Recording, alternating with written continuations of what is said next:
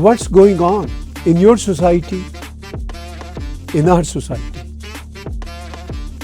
It's a trap. in our societies, in our global village. So what's really going on here? Let's dive into the chaos and see if we can make sense of it in my podcast.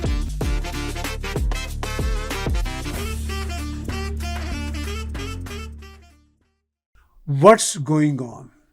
ये podcast हम कई महीनों से कर रहे हैं। मैं और दर्शन महाराजा जी और भी हमारे साथी मेरे साथ जुड़े रहे और हमारा एक ही एजेंडा रहा कि हमारी दुनिया के आसपास क्या हो रहा है। जब हम अपनी दुनिया की बात करते हैं तो आज की इस ग्लोबल दुनिया में एक ही दुनिया है जो सबकी है, जिसको हम सब शेयर कर रहे हैं। और आज की दुनिया में एक बहुत बड़ा शेयरिंग एलिमेंट आया है, जिसको कुछ तो शेयर कर रहे हैं, कुछ शेयर नहीं करना चाहते। वो है प्रेसिडेंट डोनाल्ड ट्रंप का quote unquote new world order. वो इसलिए न्यू वर्ल्ड ऑर्डर है कि जो कुछ ऑलरेडी सेट हुआ है अमेरिका में और अमेरिका के राही पूरी दुनिया में वो सेट हुआ है, वो एक इंटरनेशनल बेस किस्म का quote unquote law and order है। अच्छा, ये क्योस है या दुनिया में चेंजेस इसी तरह से आती हैं? ये बातें आज हम अपने टोरंटो मिसिसागा के टैग टीवी स्टूडियो में कर रहे हैं और मेरे साथ जुड़े हुए हैं व्हाट्स गोइंग ऑन के हमारे पुराने साथी दर्शन महाराजा जी। बहुत बहुत शुक्रगुजार हैं आपके, धन्यवाद आपका कि आप आए। गौरव शर्मा जी भी टैग टीवी पे शो करते रहते हैं, लेकिन आप बड़े अरसे से कहीं बिजी हैं, फिर से शुरू करवाएंगे और अभी ये पॉडकास्ट करके भारत भागने वाले हैं चंद दिनों के लिए, इनकी फ्लाइट है। तो गौरव शर्मा जी भी हैं। आज हमारे एक बहुत ही बढ़िया मित्र, मेरे पुराने दोस्त सूझवान बलदेव धुरे जी बैठे हुए हैं, पंजाबी थिंकर्स फोरम को चला रहे हैं और बहुत ही पुरानी हम डिबेट्स किया करते थे, राइट लेफ्ट सेंटर की। आज हम सारे मिलके कुछ बातें करेंगे अपने इस पॉडकास्ट में और आने वाले दिनों में टैग टीवी पे ये वाला जो वाइब्रेंट पॉडकास्ट का आप एपिसोड देख रहे हैं, ये आपको फैलता हुआ नजर आएगा, आगे बढ़ता हुआ नजर आएगा। दर्शन जी, बातचीत आपसे इसलिए शुरू है कि आप ही मेरे नेक्स्ट बैठे हुए हैं, तो नेक्स्ट बैठने का यही फायदा भी है, नुकसान भी है। What's going on, a lot going on. आप और मैं ये कह रहे हैं ना, जी जी, अब दुनिया जैसे हिल सी गई है कि अभी 2 वीक्स हुए हैं ऑलमोस्ट, ट्रंप जी ने दुनिया को हिला दिया। बाय द वे, हमारा कनाडा हिलते हिलते रह गया है और वो भी एक बहुत बड़ा टॉपिक है, उस पर भी हम आज छुएंगे बातचीत। तो व्हाट्स गोइंग ऑन? ये बहुत बड़े चेंजेस हैं ताहिर जी, और अच्छी बात है कि हम इसे डिस्कस करने के लिए आज बैठे हुए हैं।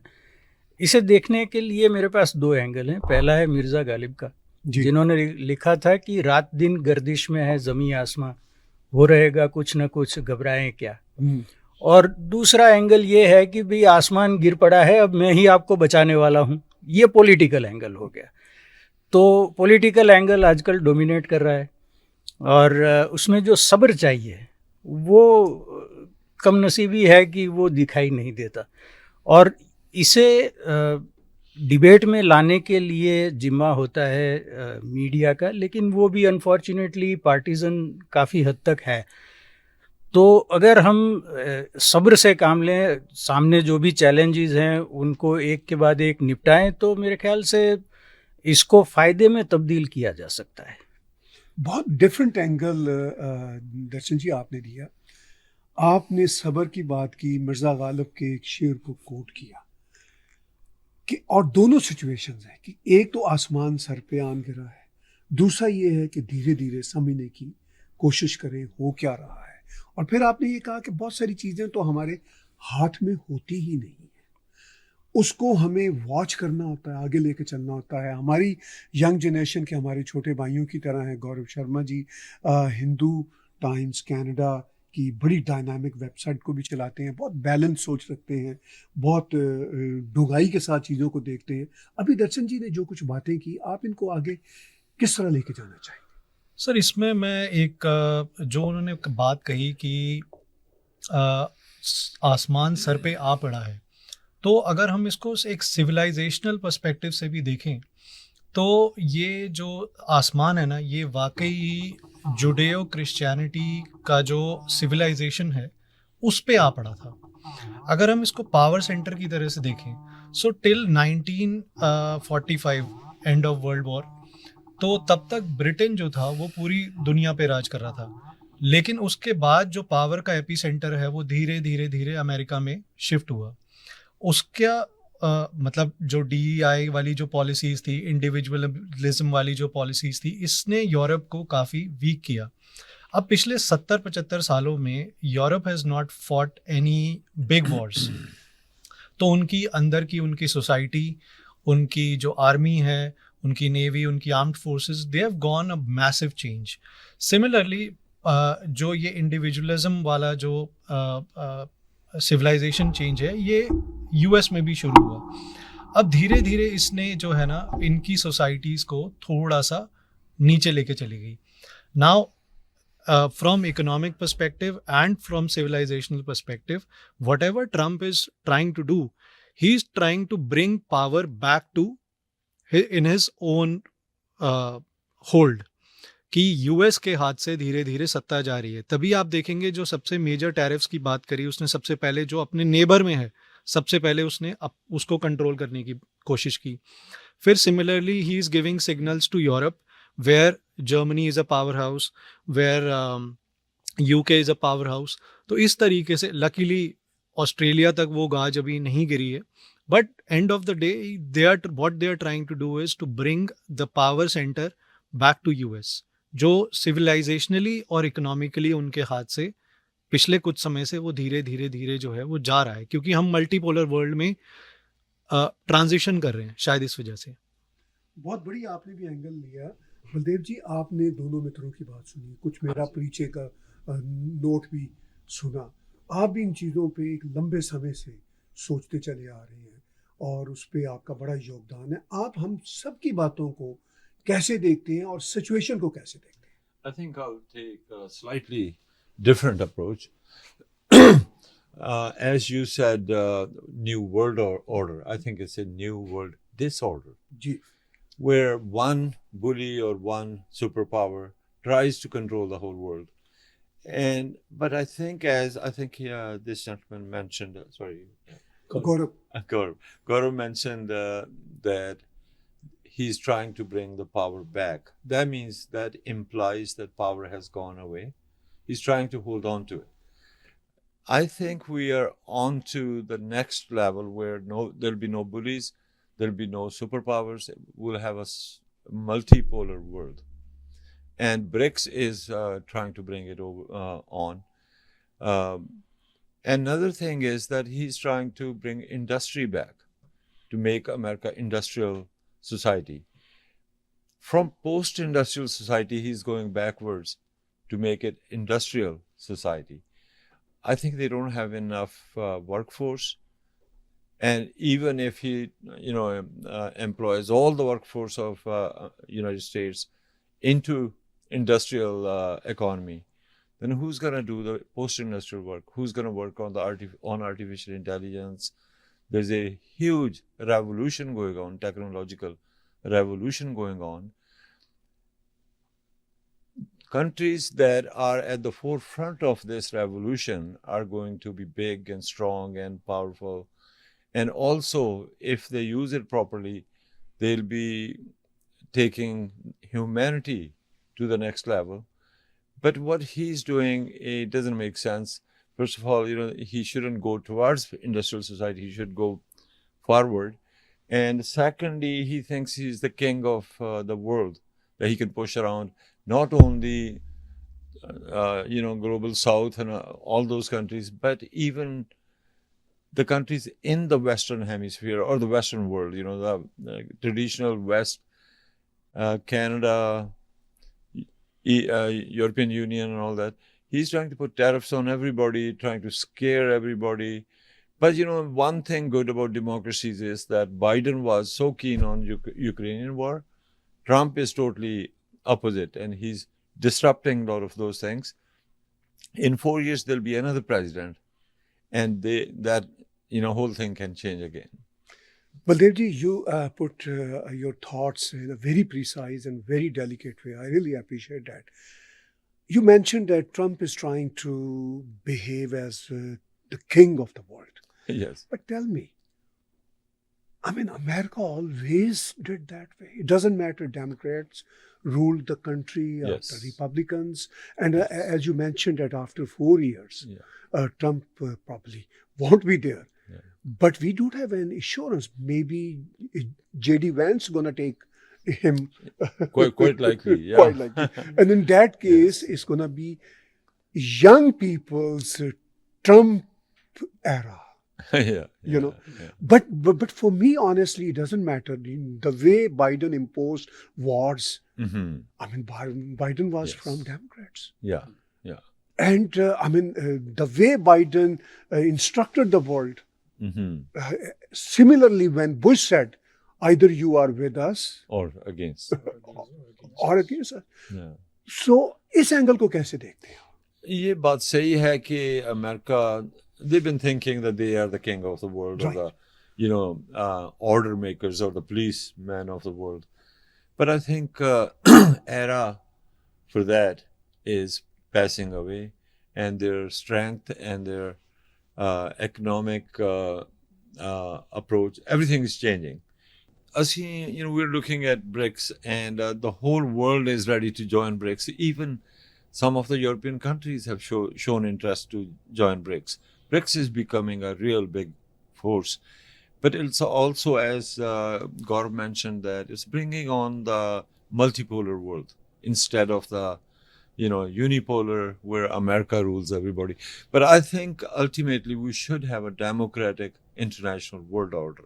It should not be in any one country's hands. It should be democratic, where all the African countries that are left out, they should have a say. And it should be, pretty much like the General Assembly of the United Nations, not the Security Council, which is totally undemocratic.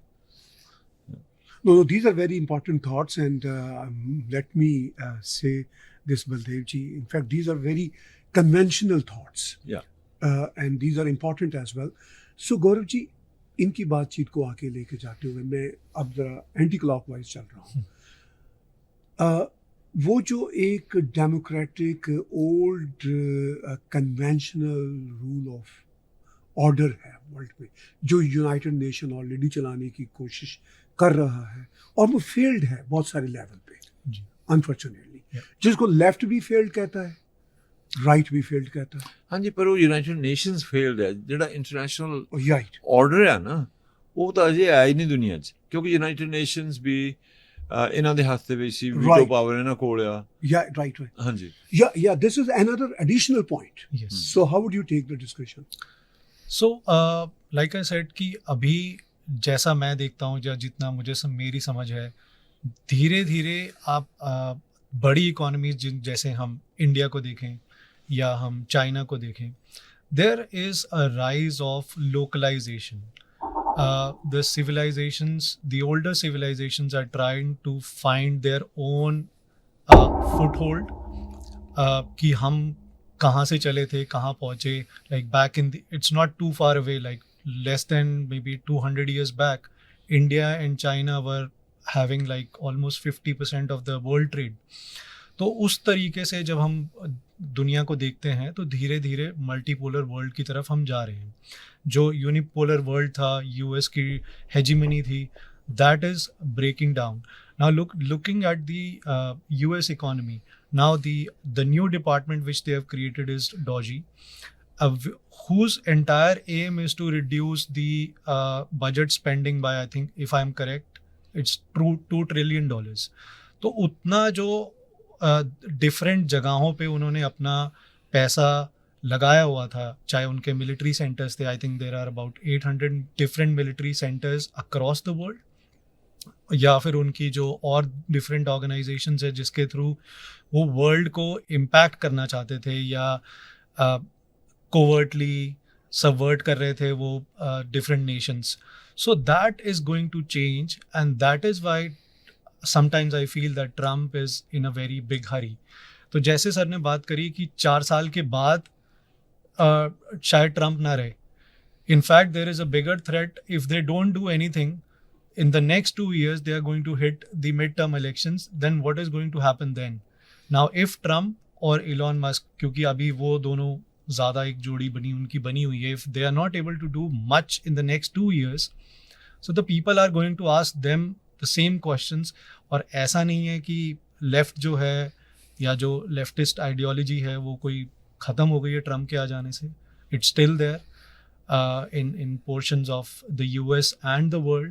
So things are still in a very I would say shaky background. तो अभी time लगेगा उस चीज़ को settle down होने के लिए. 2-3 बातें जो दोनों ने बड़ी इंपॉर्टेंट की. दर्शन जी, बलदेव जी ने कहा कि जो United nation international rule base जो ऑर्डर है उसको लेके इनफैक्ट चल नहीं रहा, वो ऑलरेडी इन्हीं के हाथों में है.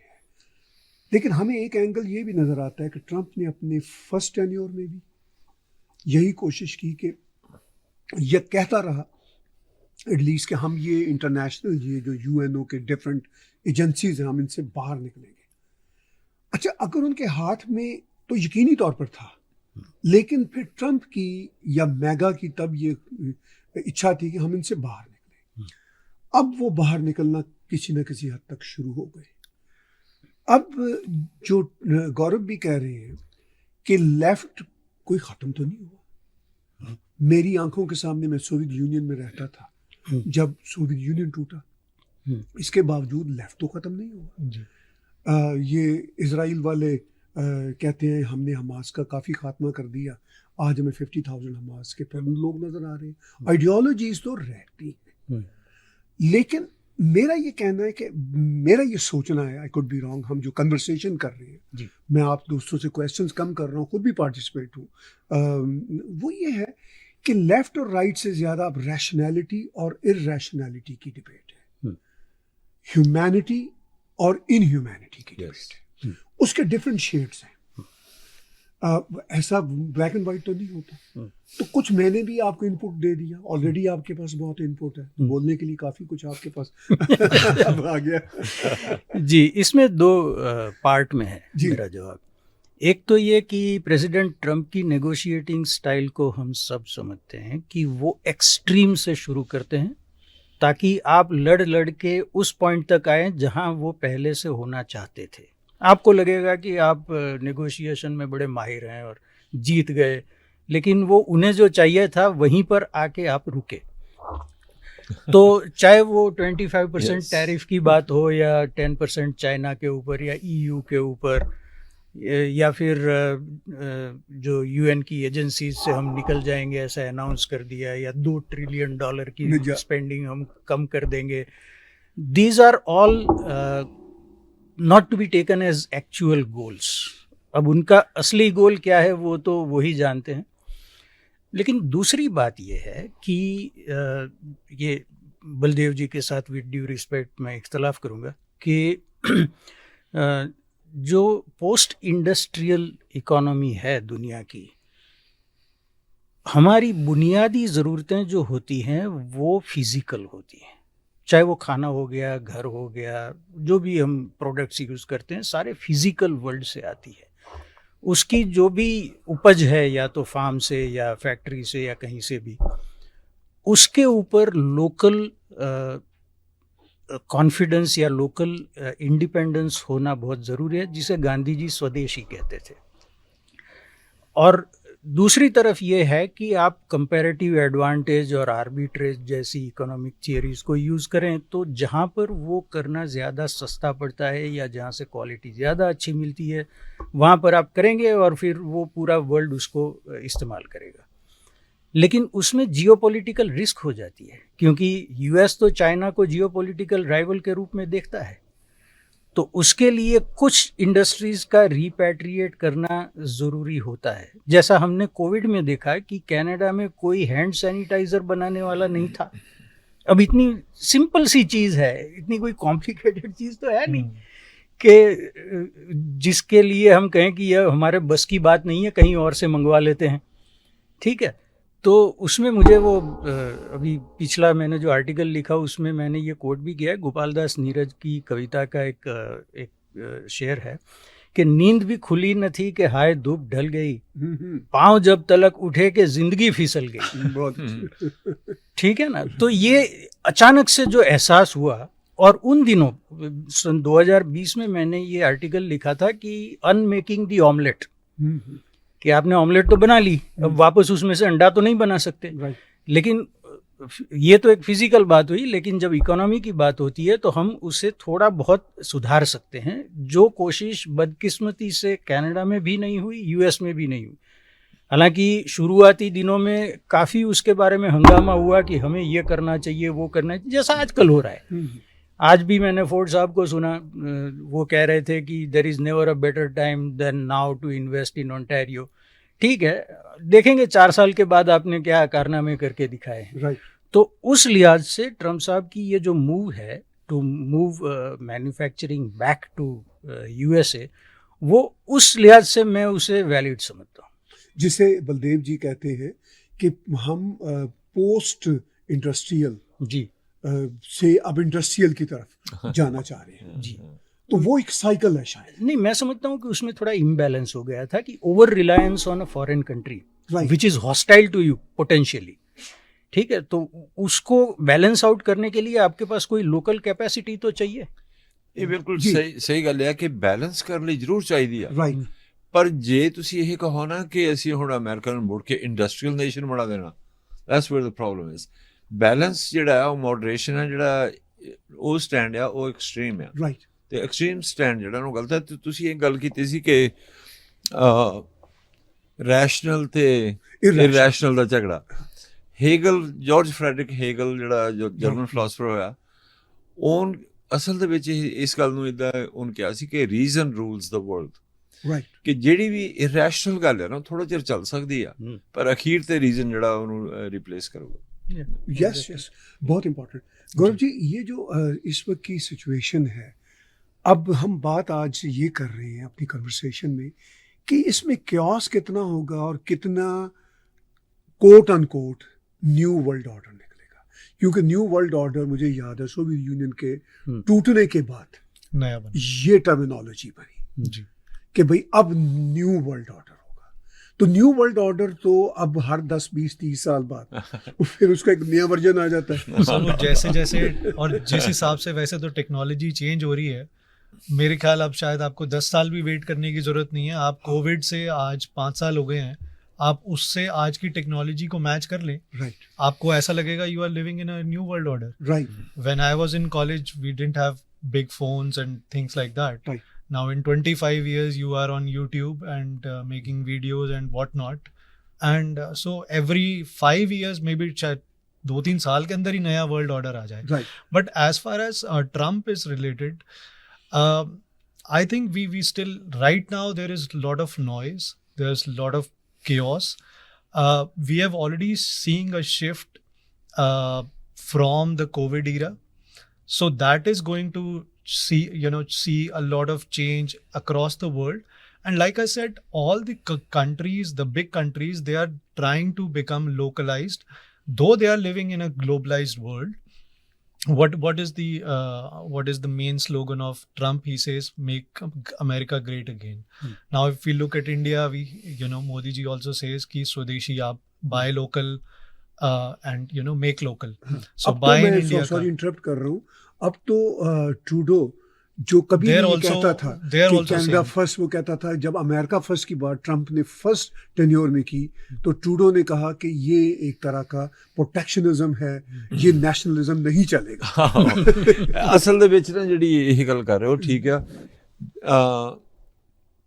there is a contradiction or dispute going on between globalists and localists. Right. There was a time a few years back when everybody was into globalization, everything Right. was. But now, in this era, everybody wants to be, to a certain degree, self-sufficient. But the problem is this. If you exchange the things with other countries, They do what they do best, and you do what you do best, and then you exchange. But if I do everything myself, I may not be able to do it in the best way. I may not be able to compete with China. And, you know, I can make all the, let's say, cutlery for my own country. But when it comes to the international world, China would beat everybody because they have the lowest prices. Capitalism thrives on lower prices. So the two extremes, you know, totally globalized free trade and totally स्वदेशी और जो भी कहते हैं इसको, you know, self-sufficient. I think the real thing would stand in the middle. You know, it would be more rational to find the balance in those things. Exactly. Yeah. Very important take and remarks on those. थोड़ा सा गौरव जी हम touch करते हैं हमारे Canadian issues पे. Sure. अब Canadian issues में क्या हो रहा है कि अभी हम हिल गए एकदम से कि भाई अगर ट्रम्प ने टैरिफ बढ़ा दिए, जिसका अभी भी खतरा है, अभी तो 30 डेज का है ना, क्या एग्रीमेंट दोनों सरकारें कर पाती हैं ये तो बात की बात है, लेकिन अभी 30 डे का हमें एक रिलीफ टाइम मिला है, कुछ सोचने का, वेकअप कॉल का एक टाइम मिला है.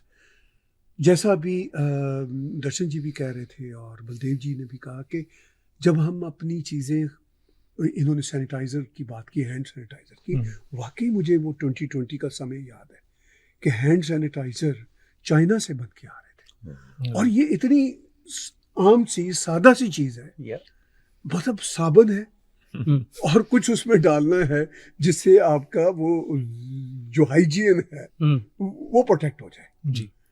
आप इसमें कोई रॉकेट साइंस नहीं है, एक सीधी सी बात है. $3 की, $4 की वो बोतल है, वो भी हमारे यहाँ नहीं बन रही थी. तो अब क्या इस वेकअप कॉल के बाद आपको लगता है कि कैनेडियन पॉलिटिशियंस, कैनेडियन बिजनेसमैन, पूरा समाज इस तरफ आएगा? सर ये क्वेश्चन थोड़ा मतलब डाइसी है, क्योंकि मुझे लगता है कि फ़िलहाल अगर हम कनाडा और यूएस के, पहले हम टैरिफ वॉर की अगर हम छोटा सा एक मतलब स्टैटिस्टिक्स देखें, almost 77% of our exports go to US. of the total of our exports, US exports about 18% of their total exports to Canada. Now we are already at a very big disadvantage. In terms of trades, we have disrupted our relations with China. We have disrupted our relations with India. We have disrupted we don't have very good relations with Europe as well. Like we go by whatever US does, so we follow the same. तो उस sense में हमारे यहाँ पे production, उस level का industrialisation, and given the climate we are in, that is also a big hindrance in scaling up the things, even if we want to. अगर हम ये चाहें कि अगले साल भर के अंदर ऐसा कुछ इंडस्ट्रियलाइज्ड कनाडा हम डेवलप कर लें जिससे हम अपने एक्सपोर्ट्स जो हैं वो दूसरी कंट्रीज़ को दे other than the US, that is going to be a very big challenge. Plus उसके बाद हमें चाहिए पॉलिटिकल लीडरशिप जो उस विजन को देखे, उसको समझे. अगर हमारे पास वो पॉलिटिकल विजन ही नहीं है तो हम कहाँ कोई इंडस्ट्रीज़ खड़ा कर पाएंगे. मतलब अगर हमें सैनिटाइज़र जैसी एक छोटी चीज़ भी हम एक पैंडेमिक में हम नहीं क्रिएट कर पाए, so that was a failure of our political class जो हमें इस टाइम पे रूल कर रही है. तो और आगे भी फ़िलहाल मतलब अक्टूबर तक तो अगर यही सरकार रहती है, we don't see much change happening. In fact they are, because it's a minority government and they have vested interest in different groups की, उन्हें उनके अपने एक पॉलिटिकल वोट बैंक हैं. So it is not going to change much, especially in the short term. Like even the Ontario election is a snap election. It's not going to change much. I think Doug Ford is trying to make whatever he can, given the sentiment.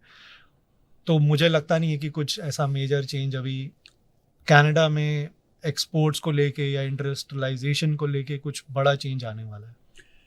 महाराजा जी, आपका favourite इन्होंने topic छेड़ दिया। वो ये है कि Canada की जो पॉलिटिकल सिचुएशन है वो बड़ी जो डिटोरिएटेड है, जी, फ्रैंकली लीडरशिप भी जी इवन, मतलब मैं खुल के कहूँगा कि ट्रूडो ने तो जो डिसअपॉइंट किया ही किया। जो कंजर्वेटिव लीडरशिप है इस वक्त, जिनके बारे में पोल्स बता रहे हैं कि परहैप्स वो आगे शायद सरकार बना ले, मगर वो भी इम्प्रेसिव तो नहीं। मतलब मेरी पर्सनल ओपिनियन भी है और मेरे पास उसका आर्गुमेंट भी है। तो इस सिचुएशन में जो अब हमारा जो पॉलिटिकल सीन है, अब हमारे ऊपर टैरिफ्स अभी भी हमारे सरों पे मुंडला रहे हैं, और टैरिफ्स चलिए वो टल भी जाएं, कोई एग्रीमेंट हो भी जाए नेफ्टा की तरह का, जो ब्रायन मल्रोनी और रोनाल्ड रेगन का हुआ था एक ज़माने में, फिर से हम कोई नई शक्ल उसको दे दे, लेकिन लीडरशिप का क्या करेंगे? ये इसको कैसे देखते हैं? सबसे पहले तो आपका जो सवाल था ना कि वेकअप कॉल, यस, वो एक मुझे अफ्रीका में जब मैं रहता था तब की बात याद आती है। मेरा एक साथी था ऑफिस में, वो कहता था कि सोए हुए को आप जगा सकते हो, लेकिन जो सोने का ढोंग कर रहा है उसको आप नहीं जगा सकते। तो एक गुजराती में लफ्ज़ है आरंभ शुरा, आरंभ यानी शुरुआत। उसमें बड़ा जोश होता है बंदे में, लेकिन वो फिजल आउट हो जाता है। अच्छा, past performance is the best predictor of future behaviour. तो 2020 में हमारा जो वेकअप कॉल हुआ था कोविड के चलते, उसके बाद में हमने कौन सा तीर मार लिया? मैन्युफैक्चरिंग तो मुझे नहीं लगता कि कहीं कुछ इतनी बड़ी हो, या एक चीज़ जो हम पहले नहीं बनाते थे वो अब हम बनाने लगे हों, ऐसा तो कुछ हुआ नहीं है। होगा ये कि बड़ी बड़ी अनाउंसमेंट्स होगी और इतने बिलियन का प्रोजेक्ट हम यहाँ कर रहे हैं, उतने बिलियन का वहाँ कर रहे हैं। वो किसी अमेरिकन सेनेटर की बात याद आती है कि a billion here, a billion there, and pretty soon you are talking real money.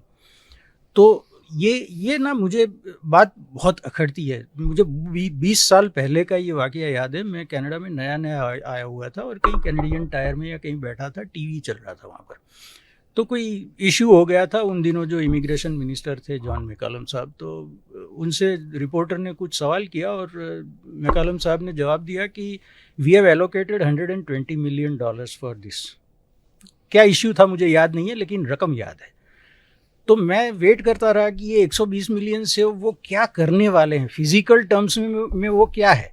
अगर आप मुझे कहें कि दर्शन जी माइक लेकर आएँ और मैं कहूँ कि $10,000 मैंने एलोकेट किए हैं, तो आपको ये एक्सपेक्टेशन होगी कि मैं आपको ब्रांड बताऊं, नंबर बताऊं कितने लेने वाला हूं। वो कोई डिटेल आई ही नहीं। ये इस सतही लेवल पर हम रुके हुए हैं, और उसकी वजह ये है कि पॉलिटिक्स में जो बंदे आते हैं उसकी जो फिल्ट्रेशन प्रोसेस है उसमें उसी तरह के लोग उस तरफ जा पाते हैं, फिल्टर के उस तरफ। या तो उनके पेरेंट्स या चाचा मामा कोई पॉलिटिक्स में थे इसलिए वो आए हैं, या फिर किसी आइडेंटिटी ग्रुप से वो हैं जिनकी बैकिंग उनको हासिल है। तो रिलीजियन हो गया, रेस हो गई, एथनिसिटी हो गई, या जेंडर आइडेंटिटी, जो भी है, ऐसे किसी आइडेंटिटी ग्रुप वाले ने पुश किया तो वो आ गए। या फिर जो सोशल क्लाइंबर्स होते हैं वो आ गए, जिनके बारे में जब वो कैंडिडेट बनते हैं तब तो बड़ी बड़ी बातें सुनने को आती है कि ये इस कॉज के लिए काफ़ी एनर्जेटिक हैं, लेकिन वो 8-10 साल ऑफिस में रहें, बाद में देखें तो उस कॉज के लिए उन्होंने कुछ नहीं किया ऑफिस में। तो ये जो हमारी फिल्ट्रेशन प्रोसेस ही इतनी कॉम्प्रोमाइज्ड है कि उसमें कोई असरदार पॉलिटिशियन का आना मुझे तो मुमकिन नहीं लग रहा। यानी आपके लिए एक जो सिचुएशन है कैनेडियन पॉलिटिकल सीन पे, वो काफ़ी होपलेस किस्म की है जी। लीडरशिप कोई स्ट्रांग नज़र नहीं आ रही, बड़ी तब्दीलियां नज़र नहीं आती। इससे पहले कि हम थोड़ा आगे जियोपॉलिटिक्स को थोड़ा और डिस्कस करें, और भारत का भी जो अब इंटरनेशनल स्टेज पे जो रोल हो सकता है उसको भी टच करें, जो हमारा आखिरी कंक्लूसिव राउंड होगा, मगर मैं इसको थोड़ा सा कैनेडियन पॉलिटिक्स के हवाले से थोड़ी बात गौरव जी आपसे भी और सुनना चाहूँगा, बलदेव जी से भी सुनना चाहूँगा। गौरव जी, जो बातें अभी की इन्होंने, एक होपलेस सा सीन है, उसको आप कैसे देखते हैं? सर डेफिनेटली अभी जो पिछले 7-8 साल से जो कनाडा में जिस तरीके की पॉलिटिक्स हो रही है, that has disappointed especially immigrants like me, जो comparatively we are new to this world. It has disappointed us a lot. We expected कि जब हम कनाडा जब हम इंडिया से बैठ के कनाडा को एक व्यू करने की कोशिश करते हैं तो हमारे दिमाग में एक फर्स्ट वर्ल्ड बॉर्डर और उस तरीके की चीज़ें आती हैं.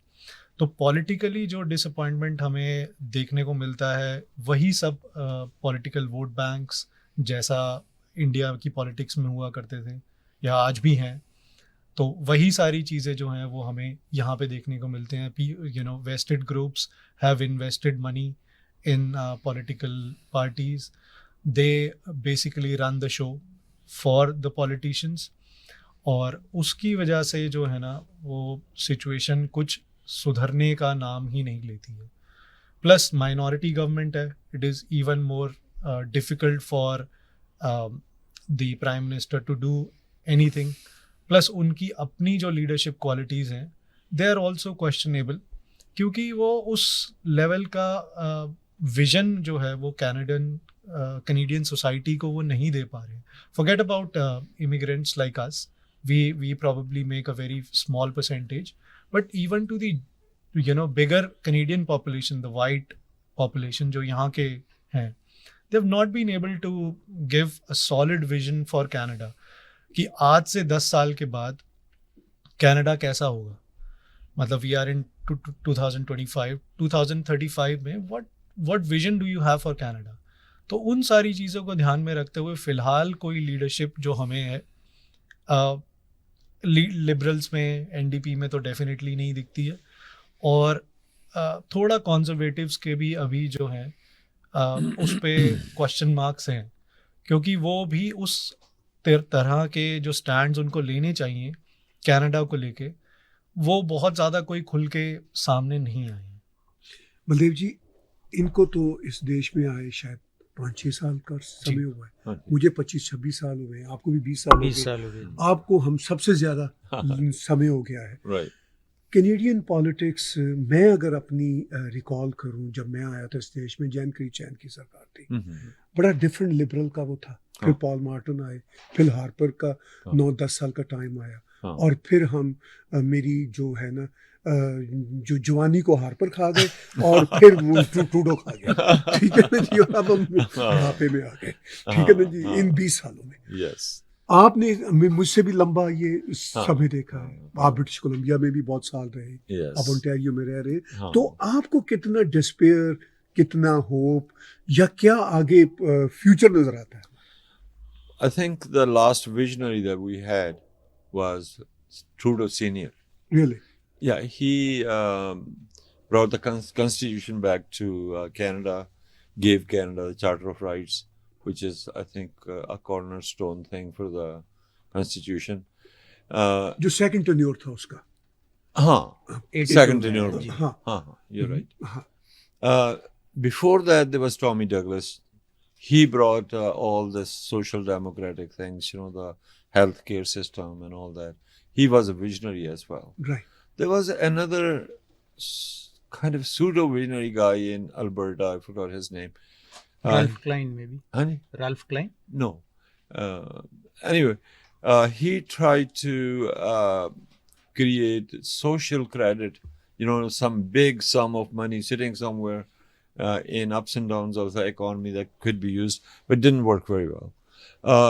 Now I don't see a visionary. I think the interesting thing about Trump is that he's a disruptor. He's a visionary, but his vision is that of a businessman, not an economist. Because if he understands economics, then he wouldn't do this tariff thing. Because he thinks it's free money coming from another country. Actually, ये तो bargain chip है. ये bargain chip भी है, but लेकिन he's been saying that tariff is the most beautiful word in the dictionary. Like right. To some degree, he believes. Yeah. वो पता नहीं चलता Trump क्या कहना चाह रहा है. Yeah. Right, please. He's unpredictable, but he's a disruptor. Right. And for sure. he can do two things: either make America better or completely ruin it. Right. If he ruins the economy, American economy, it'll be bad for America because America's power is already on the decline. There's China competing with it. India is on the rise again, and BRICS nations are trying to replace the dollar. So I think this colonial thinking that will take over Greenland or Canada or something is not the right thing to Of do. course. But visionaries can be crazy sometimes. We can see our country got divided by a couple of visionaries over there. So in Canada, our economy is basically a resource economy. We have oil, potash, sulfur, wheat, that kind of stuff. We are not a manufacturing nation. And when everything is running well, then it's just don't forget, don't do anything. Don't, be a disruptor. Just go along with everybody. But now things are changing, and especially when Trump has done that, I think Canada has to, rethink the old approach. एक important बात है जो बलदेव जी कह रहे हैं कि disruptive है, positive भी हो सकता है, नेगेटिव भी हो सकता है, दोनों का मिक्स भी हो सकता है। और वो ये कह रहे हैं कि इसमें अच्छी बात ये हुई कैनेडियन पॉलिटिकल मंजरनामे में कि एक वेकअप कॉल है। Yes. वो वेकअप कॉल अगर पॉलिटिशियंस ले पाते हैं या ना ले पाए, जनता जरूर ले पा रही है। जनता हिल गई है। और किसी भी नेशन में चेंज की बड़ी जो वजह होती है, कारण बनता है, वो जनता का चेंज होना होता है। वो बहुत इंपॉर्टेंट होता है। अब वो ये भी कह रहे हैं कि ये जो पूरे का पूरा इंटरनेशनल सीन पे कैसा डालेगा। अब हम इंटरनेशनल बातें एक दो राउंड में करके आज की बातचीत को कंक्लूड करते हैं। अब भारत के prime minister Narendra Modi second week में मोस्ट लाइकली व्हाइट हाउस में आ रहे हैं। इस वक्त जब हम ये शो रिकॉर्ड कर रहे हैं, नेतन्याहू ऑलरेडी मिल रहा है प्रेसिडेंट ट्रंप के साथ। अच्छा, प्राइम मिनिस्टर मोदी का जो विजिट होगा वो परहैप्स जो दुनिया के 5-6 स्टेक होल्डर देशों में से जो वन ऑफ द बिगेस्ट देश है इस वक्त, उसके प्राइम मिनिस्टर का होगा।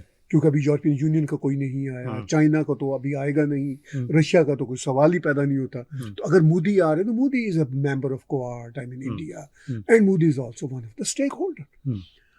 तो इस सारे सीन में मोदी की और ट्रंप की केमिस्ट्री भी मिलती है। लेकिन बाय द वे मोदी की और बाइडेन की भी बड़ी अच्छी केमिस्ट्री रही है। इनके भी बड़े अच्छे आपस में पार्टनरशिप चली है। तो इस सिचुएशन में आप ब्रिक्स का India one of the leading member, one of the founder member. अच्छा, अभी तक ट्रंप ने जो धमकियां दी हैं, इंडिया का 1-2 दफा नाम जरूर लिया है कि, लेकिन को खुल के धमकी नहीं थी। तो कैसा आपको दिख रहा है कि इंडिया का रोल ट्रंप के इस डिसरप्टिव टेन्योर के दौरान, डिसरप्टिव कोट एंड कोट कह रहा हूं, मैं इसको नेगेटिव या पॉजिटिव नहीं कह रहा, लेकिन ये डिसरप्टिव डेफिनेटली है। It could be positive, it could be negative, it could be both. तो इंडिया का जो होराइजन है, further horizon, already India is on the scene, further horizon आपको कैसे दिखता है? बहुत ही अच्छा सवाल है ताहिर जी, क्योंकि this brings us to the thing called statesmanship. कि इंडिया की जब मनमोहन सिंह प्राइम मिनिस्टर थे तब जॉर्ज बुश जो रिपब्लिकन थे और मनमोहन सिंह जी कांग्रेस के थे, तब भी अच्छी बनती थी। अच्छा, उसके बाद ओबामा आए प्रेसिडेंट, उनके साथ भी अच्छी बनती थी। मोदी साहब की मिस्टर बाइडेन के साथ बहुत अच्छी बनती थी। ट्रंप के साथ भी उनकी ट्यूनिंग बहुत अच्छी है, क्योंकि आप अपने मुल्क के मुफादात देखते हैं। आइडियोलॉजिकल, इमोशनल या पर्सनल लेवल पे किसी को जज नहीं करते कि भी मेरे कंट्री के लिए ये करना अच्छा है, इसलिए मैं इनके साथ हाथ मिलाऊंगा। जो बदकिस्मती से पिछले 10 साल में हमने नहीं किया। हमने आइडियोलॉजिकल स्टांस लेके काफ़ी, जैसे गौरव जी ने कहा, काफ़ी देशों के साथ हमने ताल्लुकात ख़राब कर दिए हैं। हम कैनेडियंस हैं, ठीक है। तो ये जो है, इससे हमें एक्चुअली कनाडा में सीख लेनी चाहिए, क्योंकि आपने कहा कि जनता से सबसे बड़ा चेंज आता है, लेकिन जब तक वो जो पूरा सिस्टम जो है उसको हिलाने की ताकत जनता में ना हो, तो फिर हम ऐसे भी देश देखते हैं जहाँ पर जनता पीस रही है और कुछ नहीं कर सकती, क्योंकि एक ऑथोरिटेरियन गवर्नमेंट है, चाहे वो डिक्टेटरशिप हो या ना हो, ऑथोरिटेरियन है। तो हम बदकिस्मती से ऐसी एक ऑथोरिटेरियन दौर से गुजर रहे हैं अभी तक। उसमें से अगर हम सीख लें कि भाई जो गवर्नमेंट का हेड है उसे स्टेट्समैन लाइक बनना चाहिए। आपने कहा था कि कंजर्वेटिव्स की तरफ से कोई पॉलिसी नहीं आती, लेकिन मुझे, क्योंकि मैं उनकी स्ट्रैटेजी को एनालाइज करते रहता हूँ, तो मुझे ऐसा लगता है कि वो अभी ऐसा कोई आइडिया नहीं देना चाहते जो कि लिबरल्स अडॉप्ट कर लें और फिर उसके लिए क्रेडिट ले लें। ये थोड़ा बहुत सेल्फिश है, लेकिन ये पॉलिटिक्स में ऐसे होता है। तो मेरी उम्मीद तो ये है कि जल्द से जल्द इलेक्शन हो जाए, नई गवर्नमेंट आ जाए और फिर वो स्टेट्समैन लाइक अप्रोच लेके सारे देशों के साथ अच्छा रिलेशन बना के कनाडा का और कैनेडियंस का फ़ायदा करे। तो जो prime minister Modi president Trump के साथ जो भी करेंगे उसको उस लिहाज से देखना बहुत ज़रूरी है। जी गौरव जी, आप इस सारे सीन को कैसे देख रहे हैं? सर मैं इसको जो है ना एक चेस बोर्ड की तरह देख रहा हूँ कि यूएस का रिलेशन चाइना के साथ इकोनॉमिकली एक टसल रहती है, कंपटीशन रहता है। They don't want to give their hegemony out in the hands of the Chinese. अब दूसरी तरफ एक मतलब पॉपुलेशन वाइज अगर हम देखें तो इंडिया लार्जेस्ट पॉपुलेशन है, कंज्यूमर बेस भी बहुत बड़ा है। फिर सिमिलरली चाइना के पास भी पॉपुलेशन का बहुत बड़ा बेस है, लेकिन उनकी एजिंग पॉपुलेशन है, so they have a problem over there. अब भारत का और यूएस का रिलेशन मतलब it is a very long standing relationship which is going on for decades. And I think वो मोदी जी का जो मीम चलता है वो तो ठीक है, प्रेसिडेंट इधर बदल गए लेकिन वो प्राइम मिनिस्टर ही रहे। तो उस लिहाज से अगर हम देखें तो भारत अभी बहुत स्ट्रॉन्ग पोजीशन पे है and they are a good voice for the global south. जब हम ग्लोबल साउथ बोलते हैं तो अफ्रीकन नेशंस हैं। And plus, recently there has been a lot of effort from both Indian and Chinese side to reconcile their internal differences जो border पे हैं, जो उनके और trade के जो मामले हैं, उन सब पे वो एक अगर अपना agreement एक बना लेते हैं, so it becomes very difficult for US to find any common ground with BRICS nation, क्योंकि यही दो बड़े एक nations है। रशिया तो पहले ही US मतलब एक एडवर्सरी ही उसको काउंट करते हैं। तो यहाँ पे ये बहुत एक बड़ा कॉम्प्लिकेशन खड़ा हो जाता है कि US even though they are trying to impose tariffs on Europe and India and China, but eventually वो करेंगे क्या if they don't want to get secluded in this world. Right now they are the biggest economy, things change in the world, they were never the same before. पहले भी change हुई हैं, आगे भी चीज़ें चेंज होंगी। तो मैं देखता हूँ कि अभी भारत और यूएस का रिलेशनशिप अभी थोड़ा यूएस के फेवर में ज़्यादा है, but it can change over time. जैसे जैसे भारत अपना उसका जो है वर्चस्व वो बढ़ता है उस एरिया में, धीरे धीरे जैसे अभी हम देखते हैं अगर वो geopolitically Pakistan has become a weaker nation, Bangladesh has recently become a problem for India, but I think it's still manageable, it's still under control.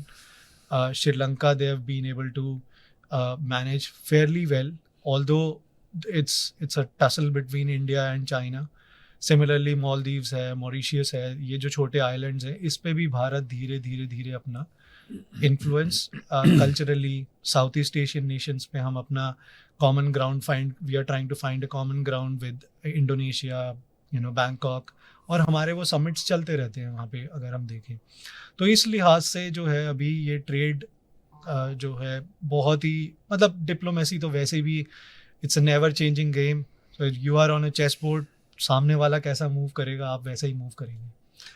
Baldev जी, भारत के कॉन्टेक्स्ट में और यूएस के डिसरप्टिव मोड में आपको भारत का जो ऑलरेडी राइज है जो नेचुरल है, एक बड़ी नेशन है, बड़ी सिविलाइजेशन है, वो आपको कैसे दिखता है और उसकी प्लेसिंग आगे कैसे जाती नजर आती है? I think in the interaction between Modi and Trump, nothing's going to happen. India is like an elephant, it has its own gait, its walk going, and other people try to change its path, but it doesn't change. India has been a non-aligned country for a long time, and it is still carrying those values. America does need India because India has the biggest young technocrat or technologist population that America needs, and they need it in both ways. Big companies are going there to utilize that labor over there, or guys coming here and running big corporations and all that kind of stuff, and also doing research. I think India is in much better position than the United States. The United States is an old man, still thinking that it can rule the world. But India has real power. They have the youngest population in the world. They have enough population. There's a population crisis going on. China has no, big population decline going on, which they are trying to stop, but it'll take a couple of generations to stop it. India has the population, reasonable resources, and all kind of things working for India. Very diverse economy. So I think, although Trump is going to think that he can, disrupt something in those relations or dictate something to Modi, but Modi is in much better position than Trump. जी, आज की बातचीत को आज के podcast में conclude करते हुए मैं चाहूँगा कि सबके कंक्लूसिव रिमार्क्स लें। जो केओस हम एक्सपेक्ट करते हैं और जो डिसरप्शन पॉजिटिवली या नेगेटिवली हम एक्सपेक्ट करते हैं, और जो कुछ भी हम नया वर्ल्ड ऑर्डर सो कॉल्ड देखते हैं, आपसे बात शुरू करते हैं। मैं एंटी क्लॉक चलता हूँ। There's no new world order. This world order came into existence after the Second World War. It's kind of on its way out. Next world order is going to be multipolar, hopefully democratic, but multipolar for sure. So I think humanity is, at a stage where the technology is giving us such powers that we only ascribe to God. For example, your GPS is omniscient, and we're also into terra, making changing the planets to livable place, especially on the moon. I think pretty soon you'll see first tourism going on, and then some manufacturing or stuff like that. So I think the picture for humanity is much more assured than that of America. This bully thing is going to come and go. The world is going towards the right direction. Right. How would you like to conclude, Govind? Sir, I would like to say that yes, the world is heading towards a multipolar world. The technological advances which we are seeing, they are on an exponential growth. So countries who have an edge in AI, they will definitely have an edge in making an hegemony in the world. So definitely, और ये जो new world order अगर बनता भी है या जो भी है, ये बहुत डायनामिक होगा. It will keep changing. हम सोच रहे थे कि चैट जीपीटी है, and then comes DeepSeek and then disrupts the market and the shares of stock exchange. वो पूरा ही क्रैश हो जाता है एक तरीके से. So lot of things are up for change.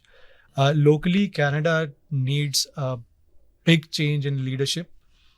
They need someone visionary who can lead the country in a positive direction and not just lip service. And I think in the geopolitical sense, US will try to disrupt a lot, but it is yet to be seen what exactly will change. Because demography is changing across Europe. So that is a big challenge for Europe itself, and वो इतना बड़ा continent है. फिर भारत और China तो एक तरीके से, और रशिया को भी आपने हर जगह से कनाडा में आपने एडवर्सरी बना लिया है तो चीज़ें बहुत मुश्किल की तरफ जा रही हैं. So yes, it will be a new world order, will see. Right जी. Maharaja ji, what's going on? आज की डिस्कशन का अगर मुझे कंक्लूजन करना हो तो मैं ये कहूँ कि इट्स हाई टाइम कि हम अपने जो आइडियोलॉजिकल ऑब्सेशंस हैं उनको छोड़ दें कनाडा में, क्योंकि they are holding us back. बात शायद थोड़ी कुछ लोगों को तल्ख लगे, लेकिन मैं ये कहूँगा कि कनाडा को पाकिस्तान सिंड्रोम है, क्योंकि बॉर्डर पे एक बहुत बड़ा मुल्क है जो कई गुना बड़ा है, उसकी इकोनॉमी कई गुनी बड़ी है, उनकी अचीवमेंट्स भी बहुत हैं, और उस तरफ आप देखें तो उनका एक ही क्लेम टू फेम है कि हम आइडियोलॉजिकली ज़्यादा प्योर हैं. ये पाकिस्तान सिंड्रोम हो गया. तो उससे बाहर आने की ज़रूरत है, क्योंकि ये मैं कोई वजह नहीं देखता कि इतना नेचुरल रिसोर्सेज और इंटेलिजेंट पॉपुलेशन और ओशन में कोस्ट है अपना, अच्छे पोर्ट्स हैं, इस मुल्क में किसी को कोई तकलीफ नहीं होनी चाहिए कि we can be a powerhouse, लेकिन आइडियोलॉजी ने हमें पीछे पकड़ के रखा है. तो आगे के लिए मेरी तो उम्मीद यही है कि ये जो आइडियोलॉजिकल ऑब्सेशंस हैं उनसे हम बाहर निकलें, अपना जो पोटेंशियल है उसको अचीव करें, तो nobody will be happier than me. बहुत अच्छे कंक्लूसिव रिमार्क्स आप सब दोस्तों के आए. और व्यूअर्स, आने वाले दिनों में हमारी पूरी कोशिश होगी कि इस वक्त की जो कोट अनकोट थोड़ी सी डिसरप्टिव दुनिया है, इस वक्त की नहीं, हमेशा से रही है, मगर अब एक मुझे शेर याद आया. दर्शन महाराजा जी ने में 2-3 शेर पढ़े थे, मैं भी एक पढ़ देता हूँ. मेरी नज़र में ना तो इस जहाँ का कुछ नया है ना पुराना, वही कहानी उलट पुलट के सुना रहा है हमें ज़माना. तो कहानी वही है, विशियस साइकिल है जो हमारे सनातनी कल्चर में एक सर्कुलर फिनोमिना है. वो सर्कुलर फिनोमिना कभी अच्छे से हमें रोकता है या आगे बढ़ाता है, कभी बुरे से हमें रोकता है या आगे बढ़ाता है. और हमारा मीडिया का काम ये है कि हम अपना काम करते चले जाएं, और जिस तरह के सूझवान आज हमारे साथ जुड़े हुए थे, ये सूझवान भी हमारे साथ इसी तरह जुड़े रहें, और भी सूझवान जुड़े रहें. और ये हम स्पेशल पॉडकास्ट जो नई मेंटल एक्सरसाइज है आज के ज़माने की, वो आपके साथ आने वाले दिनों में भी शेयर करते रहें. बहुत बहुत धन्यवाद, शुक्रगुजार हैं आपका कि आपने हमें समय दिया.